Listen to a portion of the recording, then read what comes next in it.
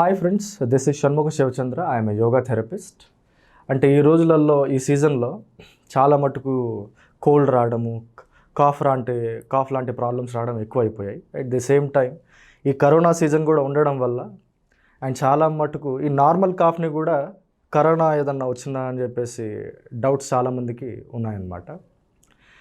So to prevent this unnecessary cough, cold, పొద్దున్న లేవగానే గోరువెచ్చని నీళ్ళు, వామ్ వాటర్ ఒక 1 లీటర్ తాగండి. వామ్ వాటర్ 1 లీటర్ తాగినప్పుడు ఏమవుతుందంటే ఎక్సెస్ మ్యూకస్ ఏదైతే ఉంటుందో, ఎక్సెస్ మ్యూకస్ గ్లాండ్స్ ప్రొడ్యూస్ చేస్తూ ఉంటుంది అనమాట. అప్పుడప్పుడు బ్యాక్టీరియల్ ఇన్ఫెక్షన్స్ లాంటిది స్లైట్ ఇన్ఫెక్షన్స్ వచ్చినా కూడా నార్మల్గా హెల్దీ మ్యూకస్ అనేది ఆల్మోస్ట్ ఒక 1 to 1.5 లీటర్స్ వరకు కూడా మన బాడీని ప్రొడ్యూస్ చేస్తుంది. దానికంటే ఎక్సెస్ ప్రొడ్యూస్ అయినప్పుడు మనకి నాసిల్స్ బ్లాక్ అవ్వడం లాంటిది, మొత్తం థ్రోట్ ఇన్ఫెక్షన్స్ లాంటివి, థ్రోట్లో మొత్తం ఫ్లెమ్ అంతా నిండుకుపోయి ప్రాబ్లమ్స్ లాంటివి వస్తూ ఉంటాయి అన్నమాట.